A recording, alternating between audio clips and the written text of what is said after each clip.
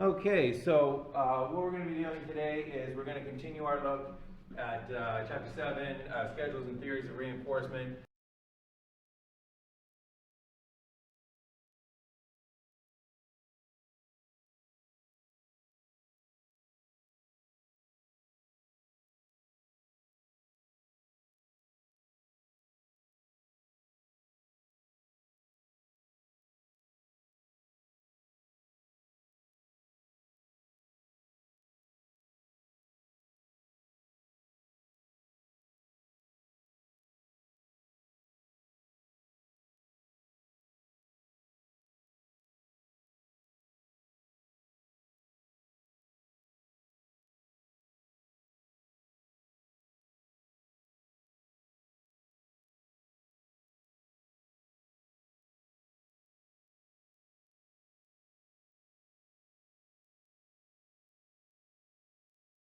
What we're going to start today is taking a look at a curious example of behavior, which is specifically the behavior of Felix Baumgartner. So that right there is Felix Baumgartner.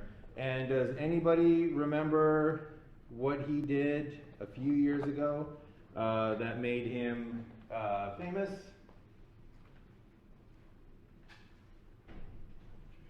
Well, apparently not famous enough, I guess not memorable enough. What he did was he jumped, skydove from outer space. So this is a video of Felix. Let's see if I can get some volume here. It doesn't look like we're going to have it. But there's Felix in outer space in his Red Bull space pod. And he had to do a lot of work in order to get to this event. Oh, there he goes.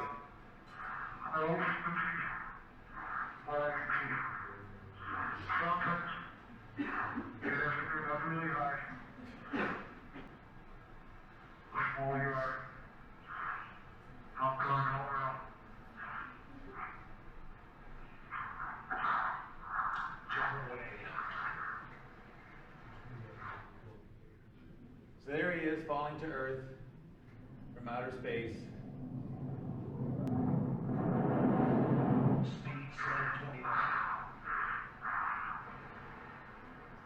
There he is, careening uncontrollably.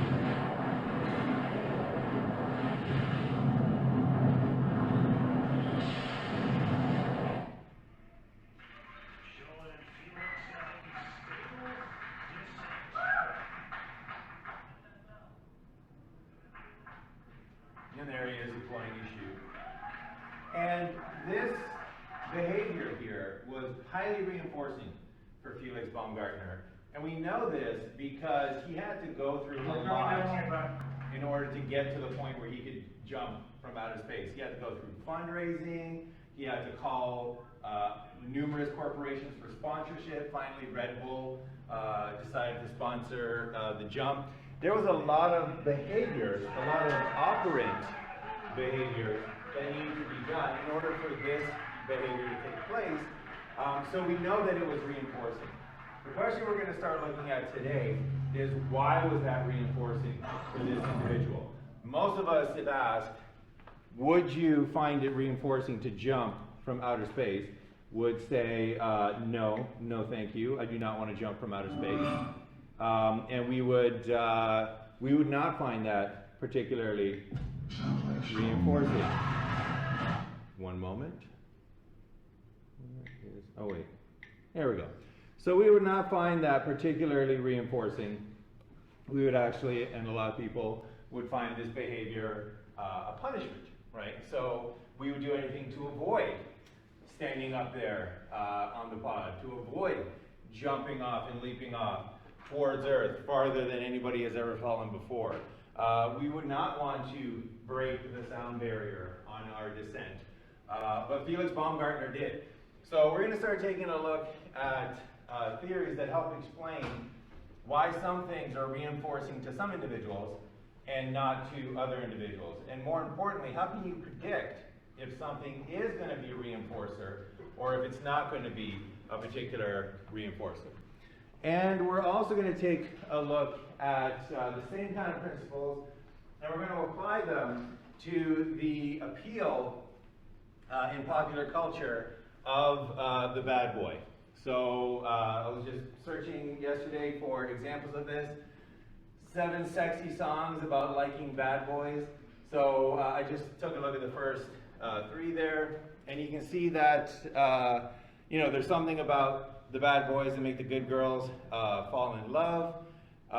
Song number 2. Song number 3. He's a bad boy. He's wondering why so many girls fall for them. He knows that he's going to end up hurting them. There's just, they can't resist the boys who are bound to break their hearts. And we're going to see why this is the case. Why is this sort of counterintuitive behavior not just a cliche? And just so that you don't think this is a recent phenomenon, we're going to take a look at a song by Reparata and the Delrons from 1965, which I think gives like the best sort of synopsis of what the classic sort of bad boy image and behavior is all about.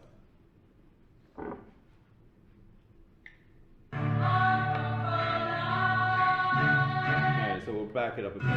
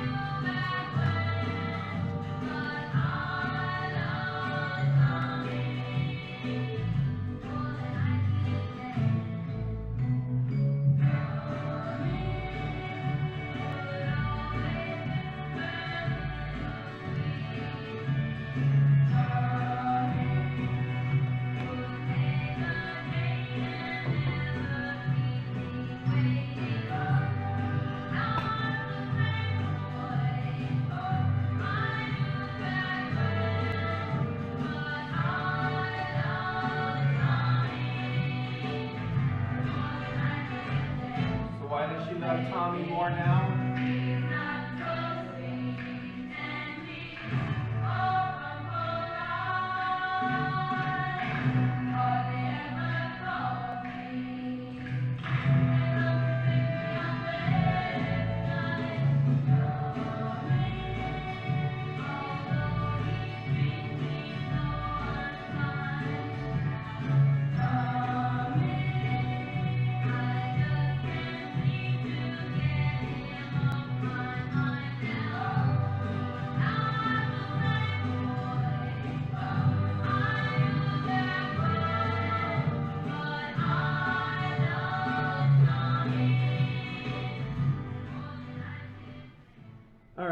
So, you take a look at that, and on the face of it, that's a very, very difficult behavior to try to explain. And just while we're on this subject, before we take a look again at just some of these lyrics, in case you think this isn't a recent phenomenon, a study just came out that even if you control for attractiveness, women find men with psychopathic tendencies more attractive than those that don't show those horrible, horrible tendencies. So what is going on here? Well, let's take a look at the lyrics. So this is before she loves Tommy. So Tommy would always send me pretty flowers. Tommy would call me on the phone and talk for hours. He's not the same boy I knew back when, but I love Tommy more than I did then. He goes, Tommy would always whisper little sweet things. Tommy would make a date and never keep me waiting. He's not the same boy I knew back when, but I love Tommy more than I did then. Because lately, he's not so sweet, and he's far from polite, hardly ever calls me, and comes to pick me up late every night. Tommy, although he treats me so unkind now, Tommy, I just can't seem to get him off my mind now. He's not the same boy I knew back when, but I love Tommy more than I did then. So this is a very difficult behavior to try to explain. So you could imagine her talking with her friend and saying, you know what, I kind of, I find Tommy very attractive now. I started dating Tommy. And they're like, oh, really?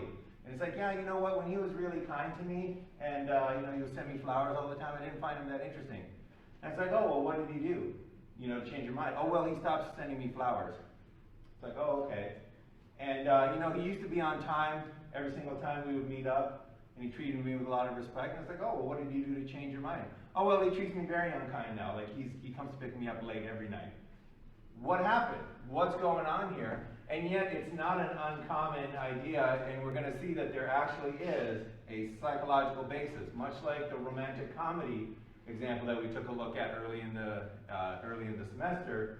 It seems like a cliche, but there's a psychological basis for what's going on here that'll help us make sense of bizarre behavior like this. And I think we've all probably either known someone, or maybe we're that someone, where we know somebody's not that good for us, and yet we still have those emotions for them, compared to somebody who might be a completely nice individual, might treat us with a lot of respect, treat us with a lot of kindness, just we don't have that emotion towards them.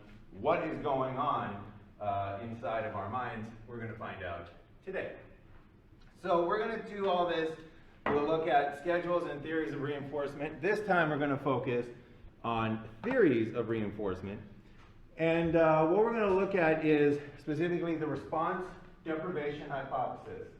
And this is a hypothesis to figure out, when is something going to be a reinforcer? How can we decide whether a behavior is actually going to be a reinforcing behavior for any particular individual? And then we're going to introduce the idea of extinction, the idea of some of the side effects of extinction, and some of the idea of differential reinforcement of other behavior. And this is all going to get us ready for a case study that we're going to do, where we're going to take a look at another truly difficult to understand behavior unless you take a look at it from a learning perspective, which is the treatment of Harry. Now this is a documentary on a case study of a treatment of an individual, and you can see him here. It's kind of blurry because it's old footage and it's through a one-way mirror. But this was an individual who injured themselves. He had self-injurious behavior. So right there is a picture of him literally biting his forearm. So he would bite himself until he bled. His preferred mode of self-abuse would be to smash his fist into his face. He also smashed his face into his knee. His nose had become permanently disfigured because of this behavior. And he was doing this to himself. And in his treatment, we're going to take a look at how they used a lot of the principles that we're learning in operational conditioning, operational learning, to treat this individual, to reduce his self-injurious behavior. But very interestingly, one of the key moments in designing this behavioral treatment was discovering that the restraints that the health professionals had to put Harry in so that he wouldn't self-abuse, these restraints were actually reinforcing for Harry. So unlike a typical individual who would find being restrained a punishment, right? It's literally what we do to criminals. We put criminals in handcuffs. They're being restrained. That's a punishment. For Harry, being restrained in these restraints all the way up to a straitjacket was reinforcement. And we're also going to take a look at the response deprivation hypothesis to understand how they could have identified that restraints, being restrained, would actually be reinforcing for Harry, and how they were able to incorporate that into their treatment of this individual. So a lot of bizarre behavior we're going to be looking at: jumping from outer space, dating a bad boy, wanting to be in restraints.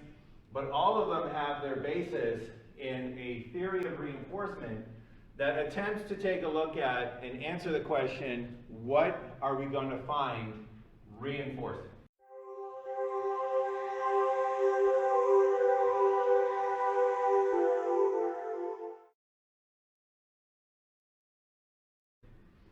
So if we take a look at the basic definition of a reinforcer, it is defined, and this is very important, it is defined as something, an event, a behavior, something that will increase the probability of a behavior. It's a consequence that will increase the probability of a behavior. So the question comes, what is actually a reinforcer? We know it's a consequence that will increase the probability of a behavior, but what in essence is a reinforcer? And the issue was that that was the only definition. A reinforcer was just an event that increases the probability of a behavior. It was a consequence that increases the probability of a behavior. That was the only definition. And as you can see, this is a circular definition. So if you want to ask somebody what's going to increase the probability of a behavior, what consequence will increase the probability of behavior, the psychologist would answer, well, a reinforcer. Okay, well, what is a reinforcer? Well, it's something that increases the probability of a behavior. But what will increase the probability of that behavior? Well, it's a reinforcer. But what is a reinforcer? Well, it's something that increases the probability of the behavior. And it's a circular definition.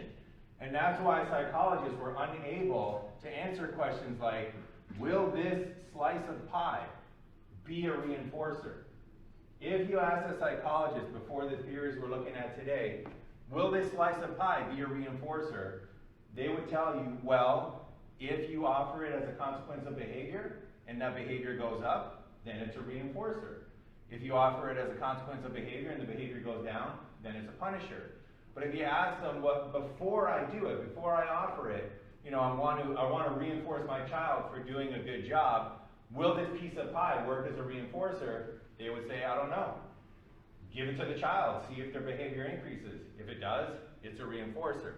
So that was a real conundrum, because you don't want to have to wait until after the fact to predict whether something is going to be reinforcing or not, especially if you're a clinician, especially if you're trying to treat behaviors and change behaviors. You don't want to experiment around and just kind of see if it'll work. We want a way of figuring out, will something be a reinforcer before we ever even offer it as a consequence for a behavior?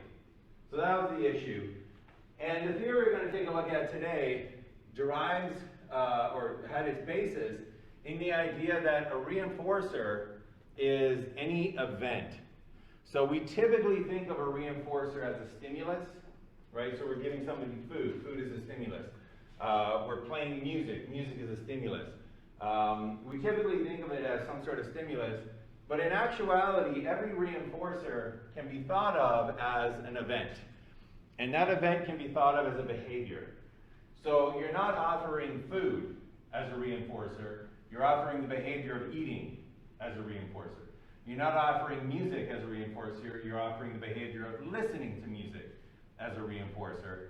So every reinforcer can be thought of as a behavior, and that's the first key to determining, according to the theory we're going to take a look at in just a moment, that was the first key in determining whether a behavior will be a reinforcer.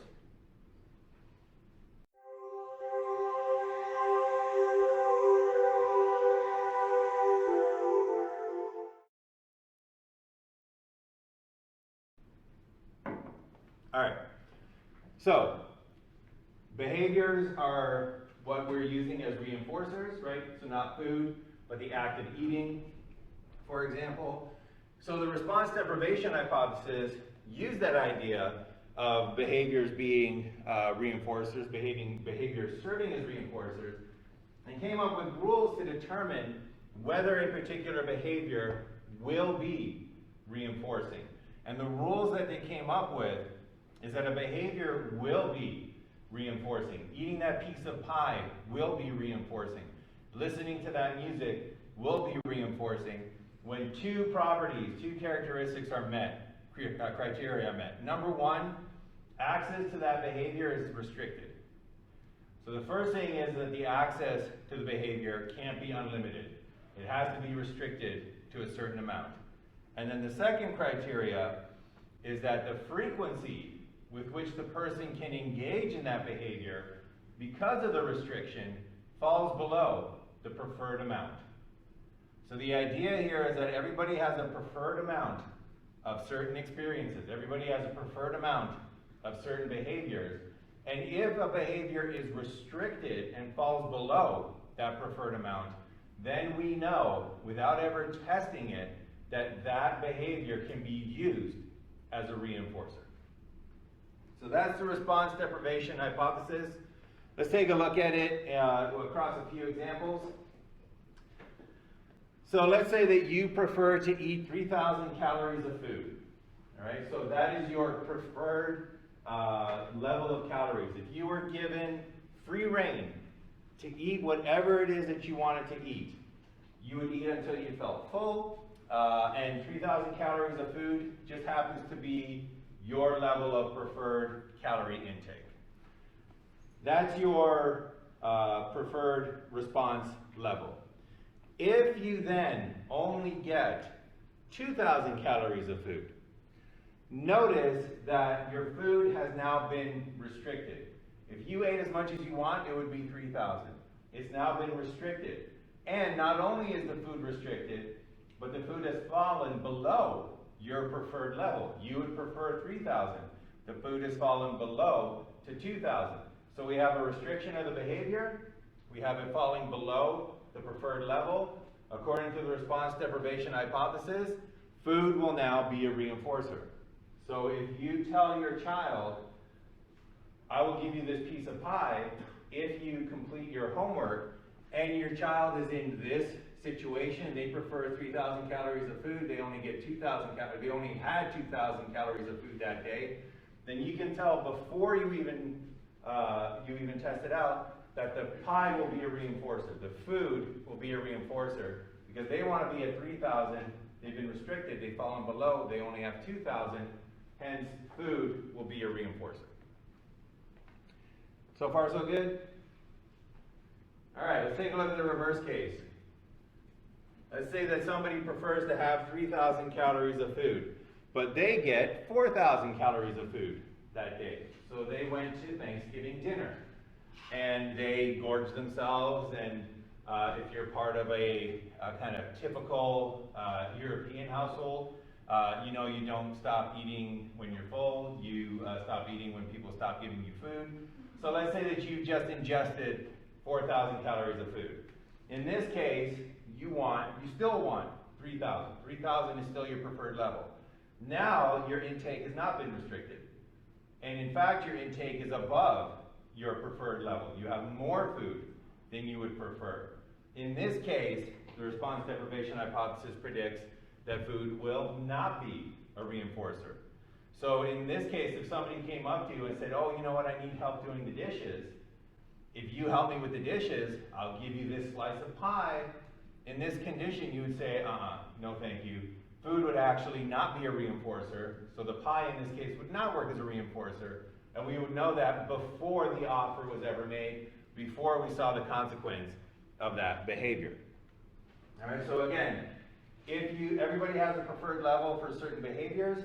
If your behavior falls below that level because it's restricted, so it's restricted and it falls below, then that behavior can act as a reinforcer. Let's take another look at another example. So we'll get off of the food and we'll take a look at another behavior. Let's say that you prefer playing basketball for 1 hour a day.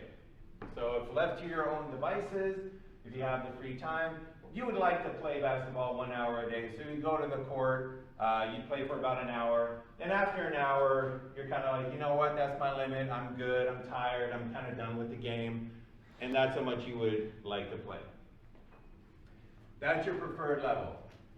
Let's say that you only get 30 minutes of basketball that day. Basketball playing has been restricted, condition number 1. Basketball playing has fallen below the preferred level, condition number 2. In that case, playing basketball will be a reinforcer. So once again, if you're a parent of a child, and that child likes playing basketball for 1 hour, but for whatever reason, they only got to play basketball for 30 minutes that day, then an offer to play basketball will be a reinforcer. If you tell them, if you take out the garbage, I'll let you play another 30 minutes of basketball, they will be more likely to take out the garbage. Basketball will be a reinforcer for that particular individual. However, that individual will not not find basketball reinforcing all the time. And it's not reinforcing when you get above your preferred level. So let's say that this individual who still likes to play basketball 1 hour a day, let's say that they join the high school team in this basketball season and they start having 2-a-days. So they're practicing in the morning, they're practicing after school, and now this individual is playing 2 hours of basketball a day. They still love basketball, they would still love to play it for 1 hour, but now their access to basketball is not being restricted, now it's actually above their preferred level, and because of that, basketball will not be a reinforcer. So for this individual, if they come home and you say, oh, if you take out the garbage, I'll give you another 30 minutes to play basketball, in this condition, they'll say, no thank you, not a reinforcer, and it won't act as a reinforcer in this, situation. All right, so any questions on the basic response deprivation hypothesis? Mm-hmm. What was the second thing from the previous line? About what the criteria are? Oh, so the criteria are that it's your behavior is restricted and it falls below your preferred level.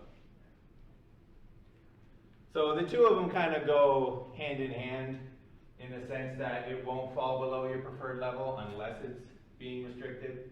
But it can be restricted and still be above your preferred level, so both criteria are required. Number one, it's restricted. Number two, it falls below that preferred level.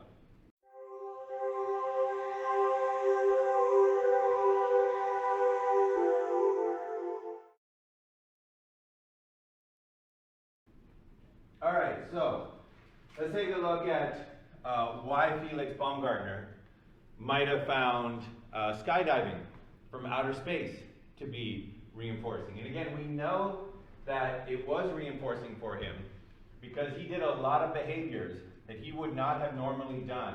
He increased the frequency of his fundraising. He increased the frequency of trying to find sponsorships, all for the consequence of being able to skydive from outer space.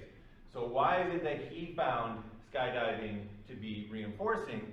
It all has to do with where his preferred level is.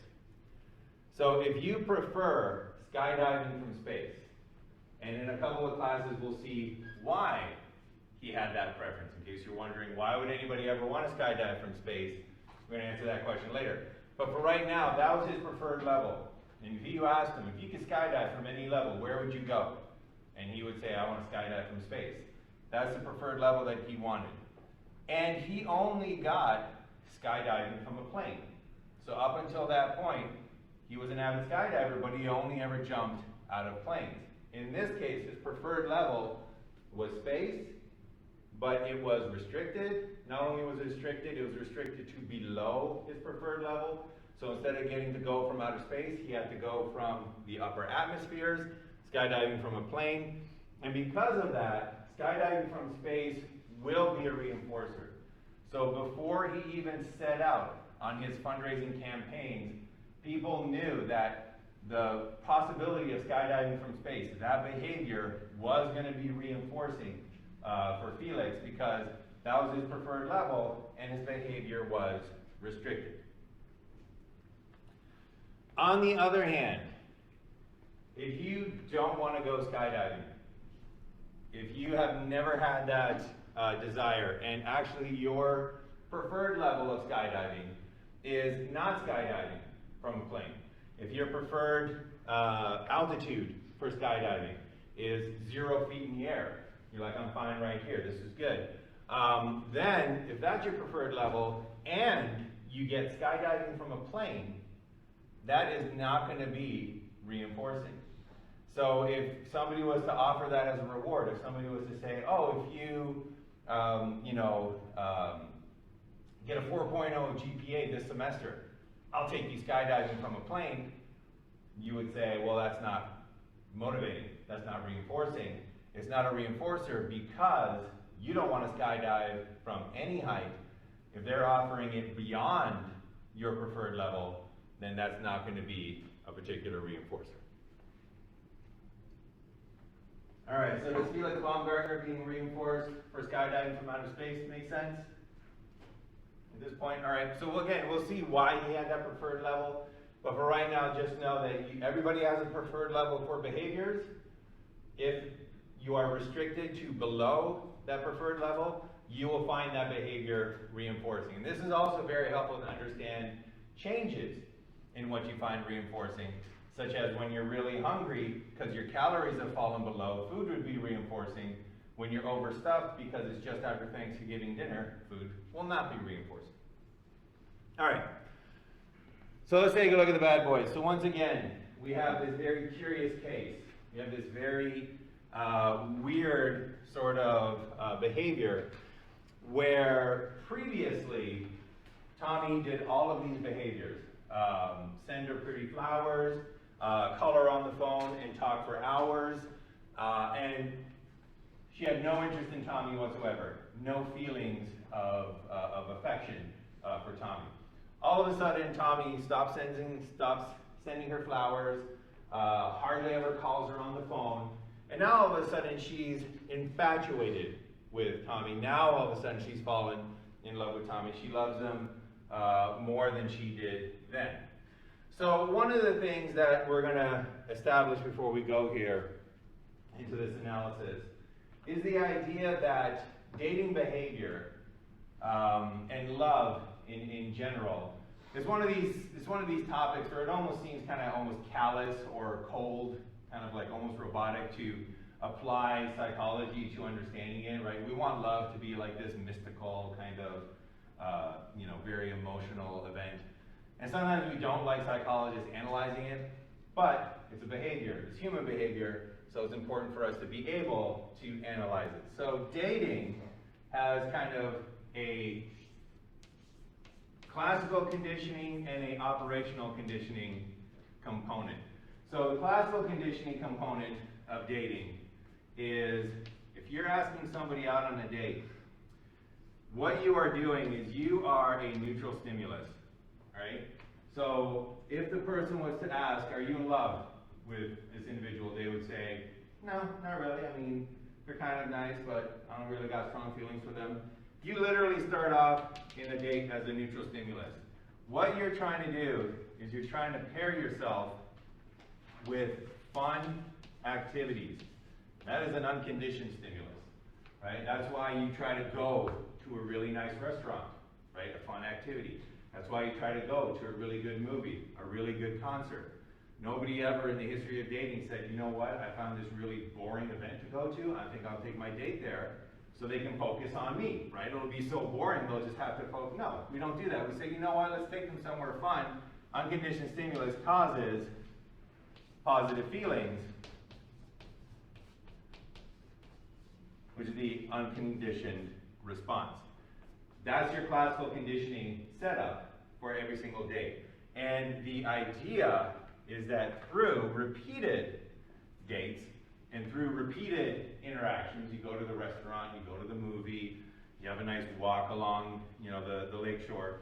Through repeated presentations, this neutral stimulus will turn into a conditioned stimulus. So you go from being a neutral stimulus to a conditioned stimulus, who on their own leads to the conditioned response of positive feelings. So this is when just seeing you leads to those positive emotions. And this is when somebody would say, you know what, I think I'm falling in love. I feel these emotions for this individual that I didn't before. Conditioned stimulus causing conditioned response. That's the classical conditioning portion of the dating procedure. We're going to revisit this later on, but right now we got to introduce the operational portion of dating. So dating has a classical component and it has an operational component. So what is it that you're trying to do when you're dating? Well, one of the things that you want to do is there's a behavior that you are trying to reinforce. So there's an operant behavior, and that is, we'll just call it time together.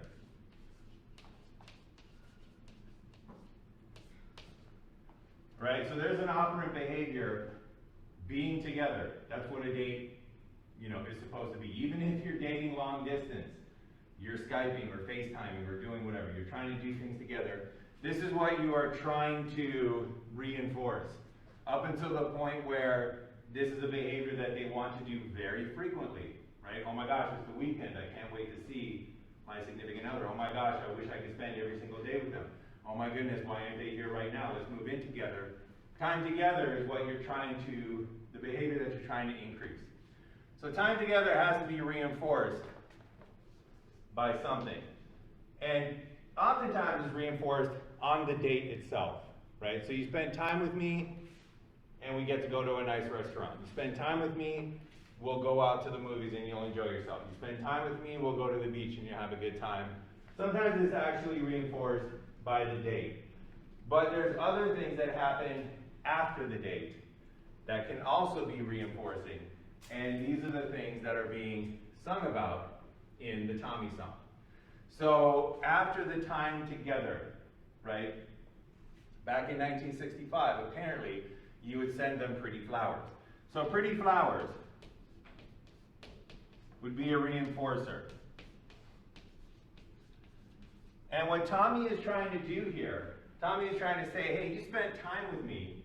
As a consequence of that time together, I'm going to send you pretty flowers with the hope that time together is going to increase. And also, Tommy, after the date, would call me on the phone and talk for hours. So we got the phone call, for hours. That's also a consequence of the behavior, right? So after the date, you call them on the phone, you tell them what a wonderful time you had, you talk to them, you engage them in conversation with the hopes that time together will increase. So this is the operational kind of underpinnings of the operational portion of dating. This is why dating looks the way it does, because this is what you're trying to achieve, an increase in the behavior of spending time together.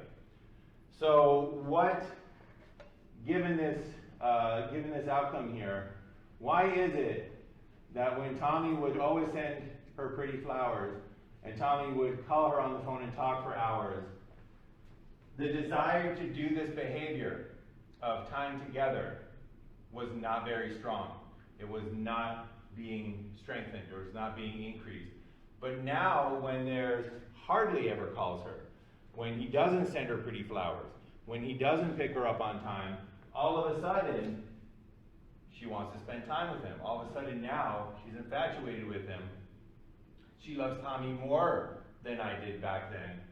So what is it that's going on here? Any suggestions for what has happened to Tommy and why his bad boy turn has actually increased her desires to spend time with him? Thank you.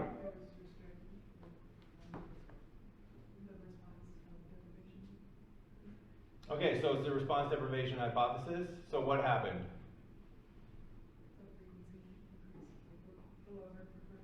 Exactly. So the frequency of his behaviors decreased below her preferred level. And as a result of that, those behaviors now became reinforcing. Was that your idea as well? Yes. So that's exactly what's happened here. So again, take a look at this. Tommy, this is before. Tommy would always send me pretty flowers. Tommy would call me on the phone and talk for hours. Those were meant to be reinforcing. But what Tommy didn't take into account was the response deprivation hypothesis.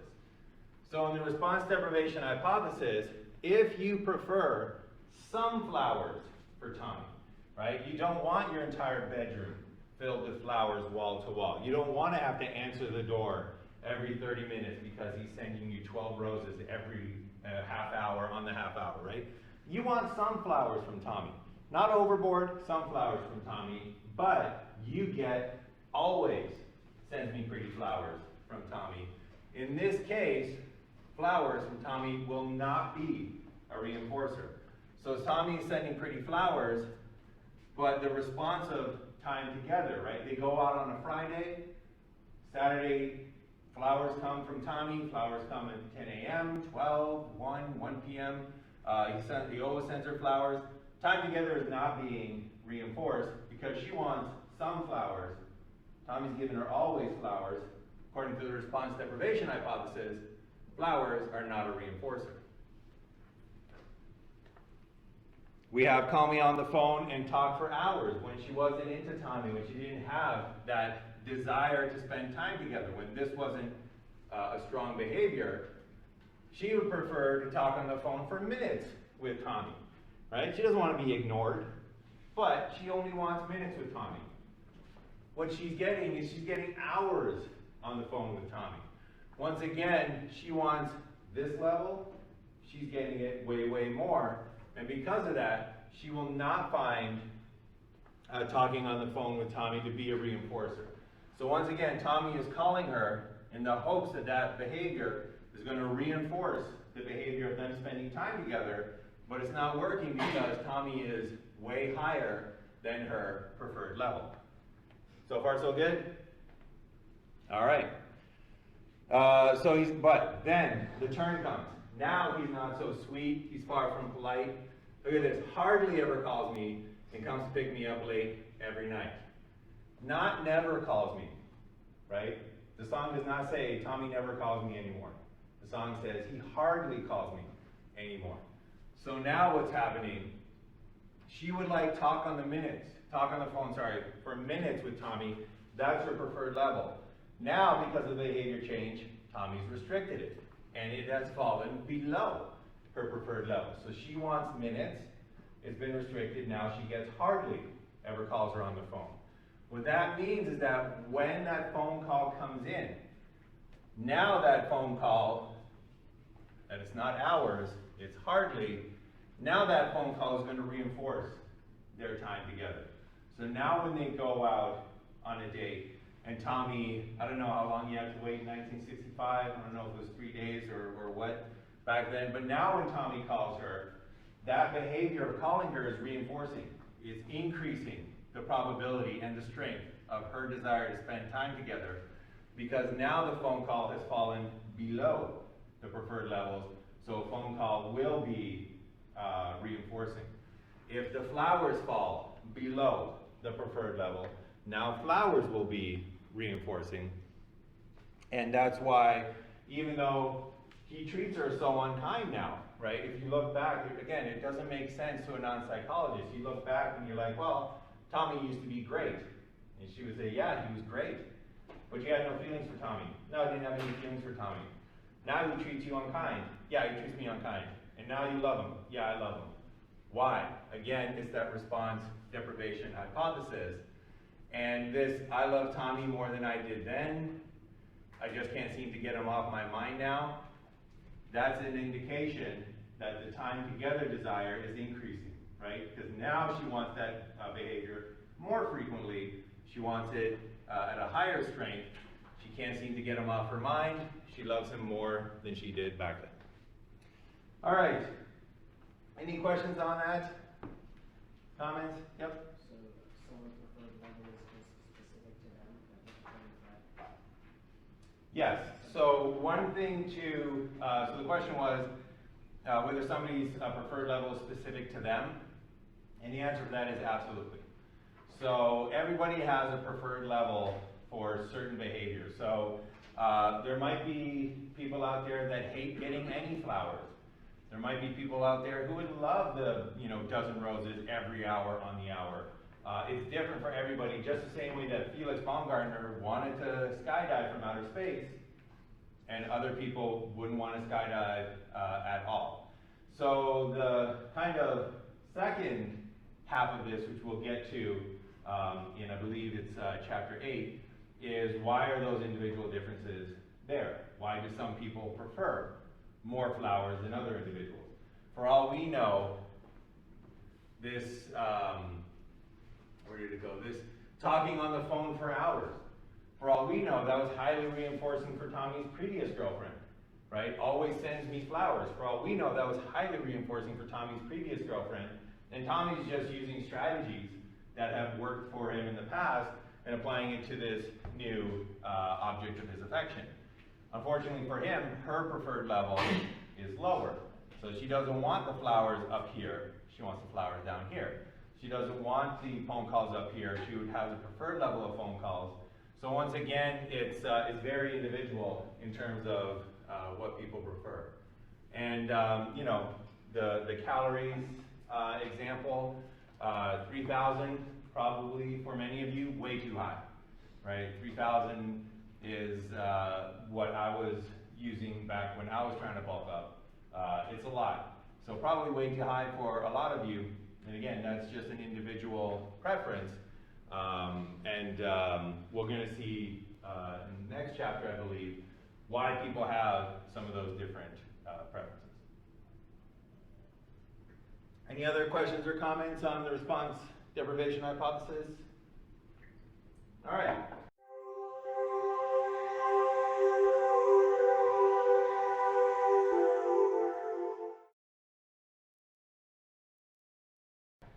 So the next thing we're going to do today is we're going to introduce the idea of extinction. And this is all going to set us up for when we're going to watch this case study in class. And I love this case study of the treatment of Harry, not only because it's one of the most kind of like triumphant applications of psychology I've ever seen, but it also takes into and puts into practice just very basic procedures from the psychology of learning.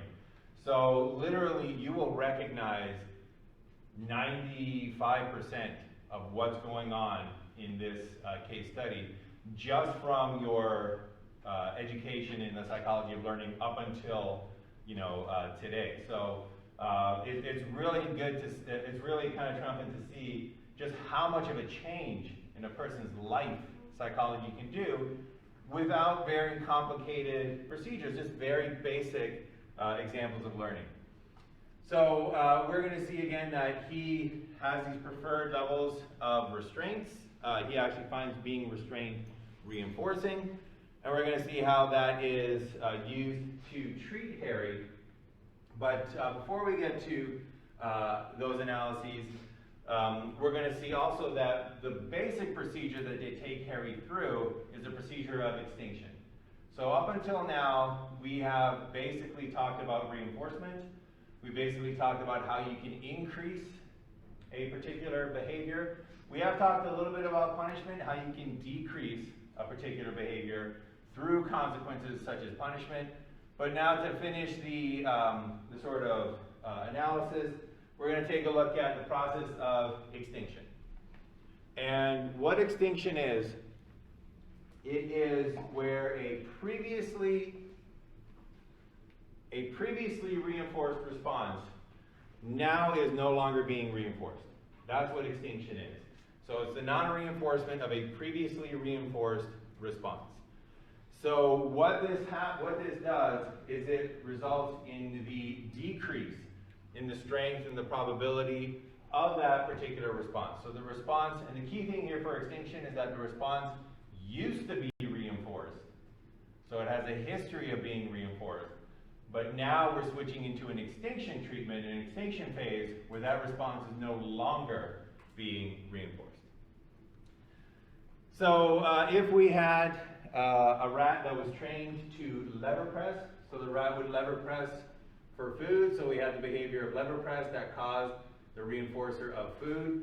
If we then changed the parameters of the Skinner box so that the lever press no longer provided food, we basically turned off the food dispenser, that is the process of extinction. It used to be reinforced, now it's no longer being reinforced. So when we take a look at Harry, we are going to see that Harry was actually being reinforced for his self-injurious behavior. So any ideas, speculations, how Harry was being reinforced for his self-injurious behavior? And I'll give you a hint, this is probably something that all of us have tried at least once. Yep. Part of it is attention. So when he was injuring himself, it's not something that you can ignore. So people would pay attention to him, people would get involved with him. So he could have been using the self-injury to gain attention. In that case, Self-injury would have been the behavior. Attention would have been the reinforcer. So self-injury would have been reinforced. Any other ideas? Has anybody here ever tried to injure themselves, maybe as a child, by holding their breath? Or known of a child that has tried that? People just not want to admit it? Okay, so a kind of typical cliche thing that some children will do, you know, if they want something. You know, they want a candy bar. And their mom is like, no, you can't have a candy bar. And they're like, yes, I want a candy bar. And they're like, no, you can't have a candy bar. And they're like, I really want a candy bar. And they're like, no, you can't have a candy bar. They might say, all right, I'm going to hold my breath until I get a candy bar. And if I die, it's on you. And they're like, ah.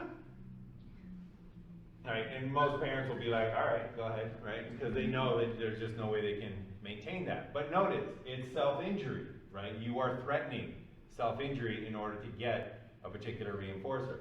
So that's one of the things that they saw Harry doing. He would use self-injury to control people around him, especially when they made demands on him. So if they wanted him to do some homework, right, to learn a new skill, and he didn't want to, he would start injuring himself, and they would no longer require him to do the homework. If they wanted him to do some personal hygiene, wash his hair, take a shower, brush his teeth, and he didn't want to, he would start injuring himself, and they would no longer require him to do that particular task. So it's a kind of reinforcement. What kind of reinforcement is it? Is this positive or negative?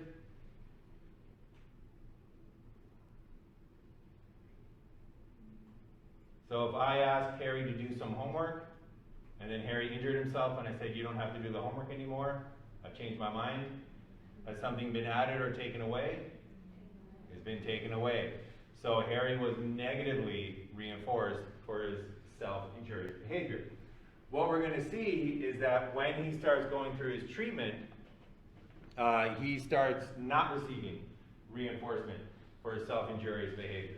So we're going to see in the treatment when Dr. Fox, who's the doctor in charge, when he asks Harry to do a particular behavior, he says, okay, do some homework, and Harry injures himself, there's consequences for the injury, but the homework is still there when the consequences are done. So if he injures himself, basically he comes back and says, all right, let's keep doing this homework. And if Harry injures himself, he says, all right, let's keep doing this homework. And if Harry injures himself, he's like, okay, we're back to the homework.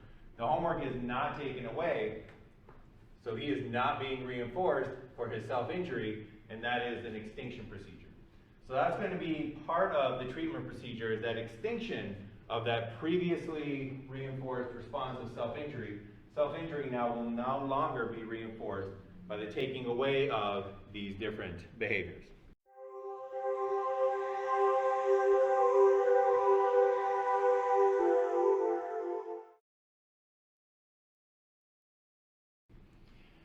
And then one of the things that is very important to know when you're going through extinction is that extinction has side effects. Things that come in addition to the decrease in that target behavior. And these side effects are very important to know because oftentimes they hide the fact that the extinction is actually working.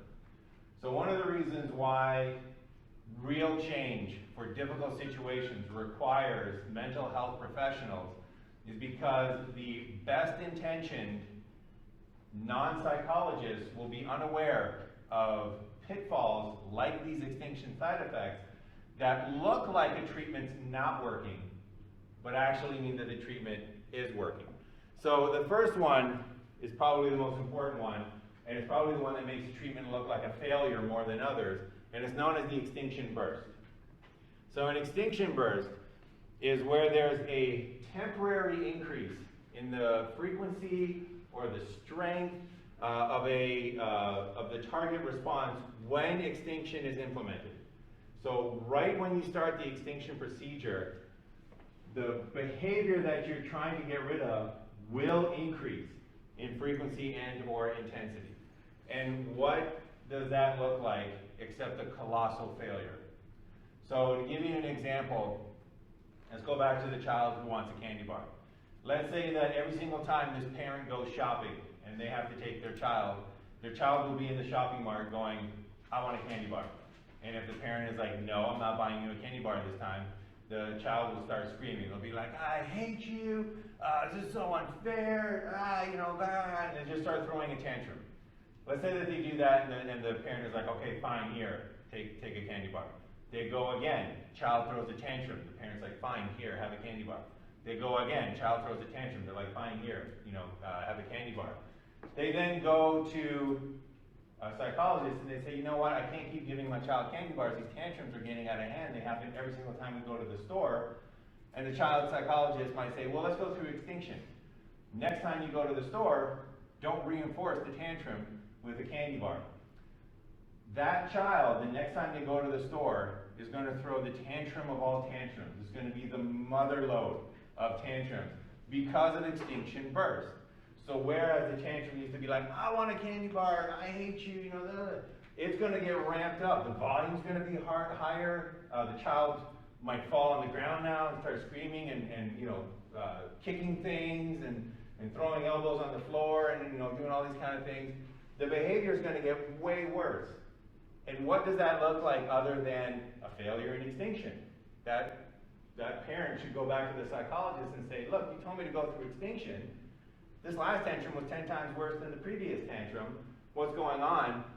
Well, what's going on is Extinction burst. So as psychologists, we would know, and you would want to communicate this to your client, that this Extinction burst actually means that the Extinction procedure is working. So if that client came back and said, my child just threw the tantrum of all tantrums, you would say, oh, great, the Extinction procedure is working.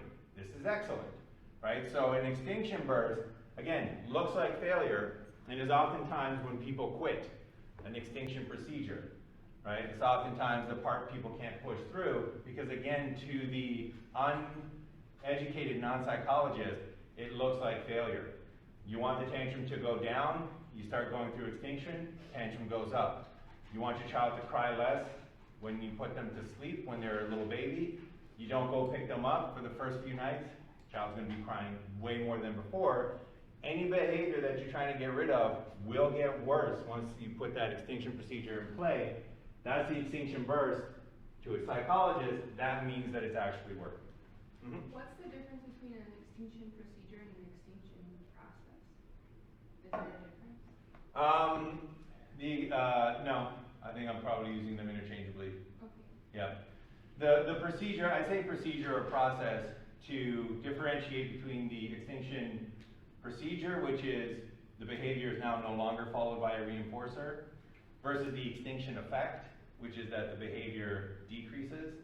So when you say Extinction, you can mean either of those two. So when I say procedure, I mean not reinforcing the previously reinforced behavior. The biggest reason I'm asking is because one of the questions on the exam was, one of the answers was either Extinction process or Extinction procedure. Okay. Do you remember which one it was? No. Okay. No. Can you send me a message about that? I'll take a look. All right. So there's the Extinction burst, and let's do one more. There's a few of these. We'll do one more because I've alluded to this one already. The other thing, another one of the side effects that comes along with Extinction is an increase in variability. And an increase in variability means that behavior that you're trying to go through the Extinction procedure with, the variability of the behavior is increased. So, once again, back to the supermarket. The child just used to yell, right? Yelling was the only thing that the child did. And maybe the child only yelled, I hate you, and I want a candy bar. Those are the only two things that they yelled.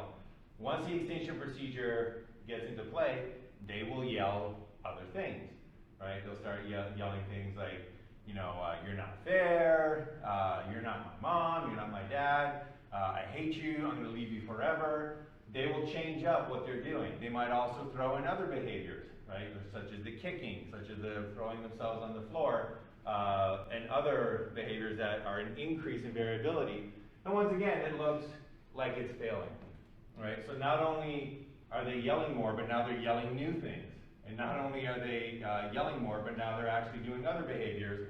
And again, it seems like a failure, but it means that, that Extinction procedure is working. So there's a few more of these, and I guess we'll get to these next time. But again, just to kind of wrap this up, the extinction procedure going to decrease the behavior through not reinforcing a previously reinforced behavior. However, there are side effects, many of which make the extinction procedure look like it's not actually working. All right, so any final questions or comments on that before we wrap it up for today? All right, so that is it for today.